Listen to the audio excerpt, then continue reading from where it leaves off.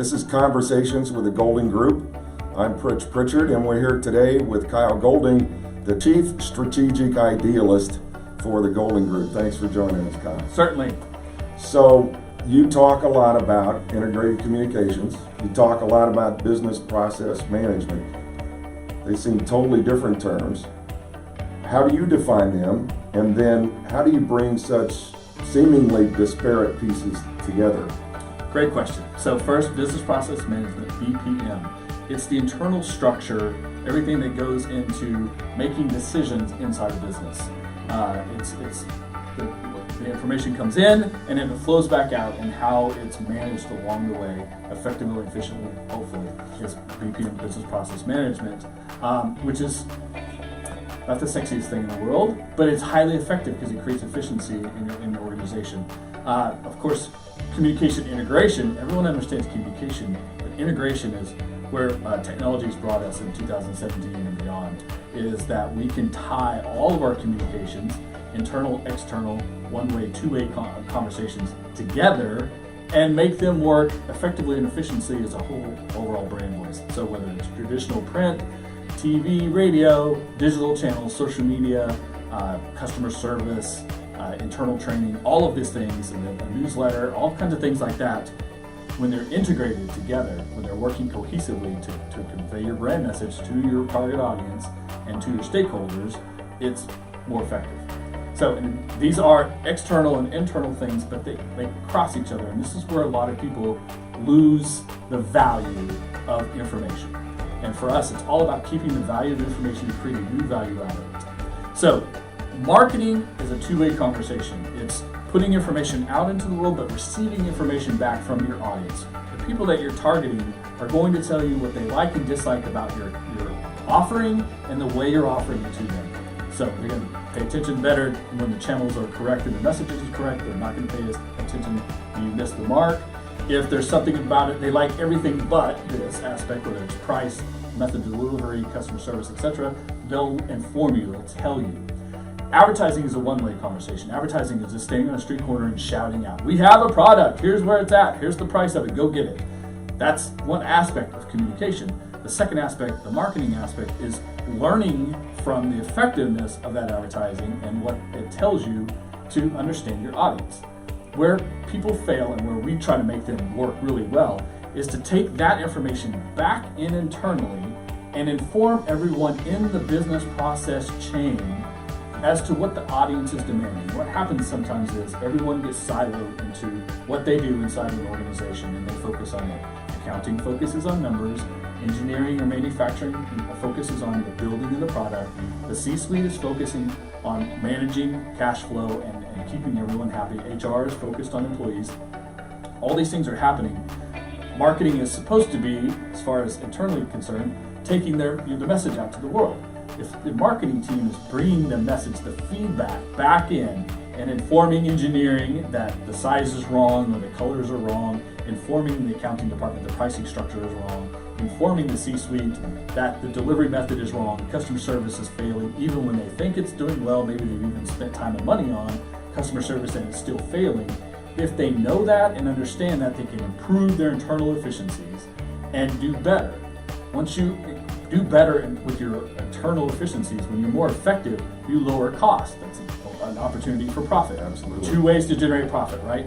Generate more sales, either more people buying it or people buying it at the same cost, but you get to lower that cost. Lower is the internal process. Lowering your cost means you get a higher profitability. So it's either more sales or it costs you less to get those sales. Those are the two ways that you get more profit. If they work hand in hand, if the marketing is informing the decision-making then gets transferred back into marketing and explaining the value of the effectiveness and efficiency of the internal process to the client. It's better now, it's faster. We heard you about customer service.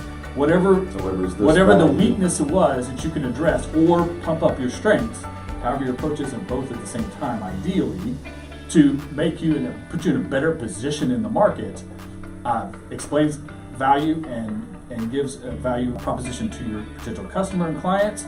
It pushes your competitors further away from your position in the market, And if you lower cost by internal efficiencies, now you have opportunity to sell more, and you have a lower cost, but now your profitability potential doubles.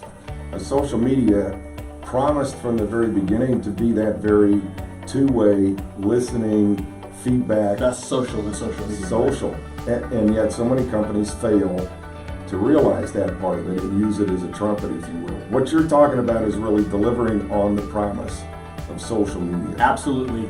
Social media is great because you receive that feedback immediately. You can receive feedback from every type of marketing you do, traditional, digital, social media, etc. Right. If you pay attention to it.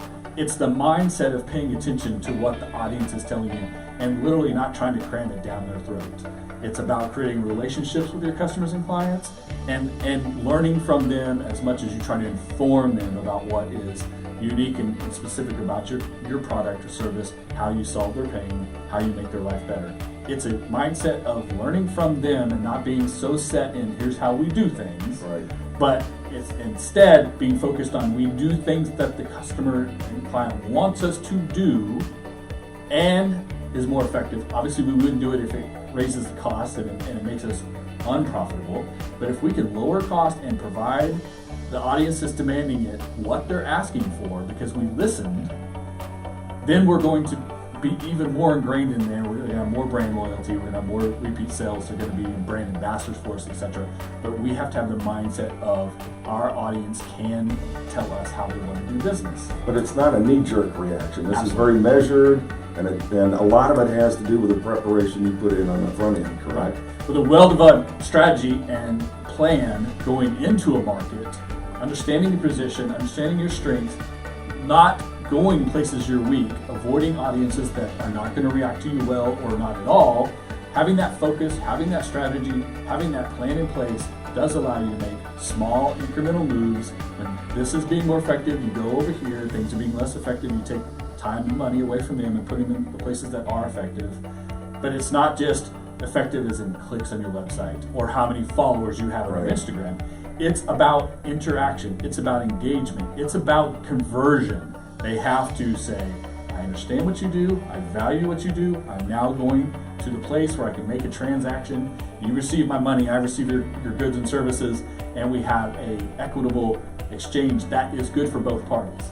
If that's where you're working, if that's where you're getting to, it's going to work out the way it should. If you're just simply shouting your message, pushing what you want to push on an audience, and essentially trying to force them to do it your way, at the best, you'll get sales that happen or engagements that happen because they just need to. I need this product to survive in life, right? But you're never going to create something that can become self-sustaining, and you will also won't receive that feedback from them in order to make it better and better and better because your competitors are. Your competitors are looking at what you're doing and trying to say, I see what they're doing here. That's their strength and our weakness. Let's work on this so we can address them that way. The market's going to change, technology is going to change, so you always have to be evolving with your audience. Your audience is the key, not how you like to do things internally or what the CEO wants to do. But it is that measured evolution, and not just getting a bunch of complaints, all of a sudden knee-jerk reacting, changing. Like anything in business, you can't make it's driving an 18-wheeler. Right. You know, you can't make a hairpin turn in an 18-wheeler. You're going to dump the thing over. The bigger an organization, the bigger a business is, the harder it is to steer like that. That's why you always have to be listening and making minor adjustments along the way. Not daily, but more of a weekly, monthly type thing, paying attention to what's happening in the world, and then taking the information you learn from that back in internally to start making big moves way down the road, forecasting and looking down the road. You can't look at where your front wheel is today. You have to look at where your front wheel is a mile out in front of you. That exit coming 2 miles down the road, this is where we want to turn. You have to plan and prepare to make those moves, but you can't knee jerk and you can't make massive moves on short term because you'll topple the whole thing over like an 18-wheeler. Thanks. Very insightful, Kyle. I appreciate that.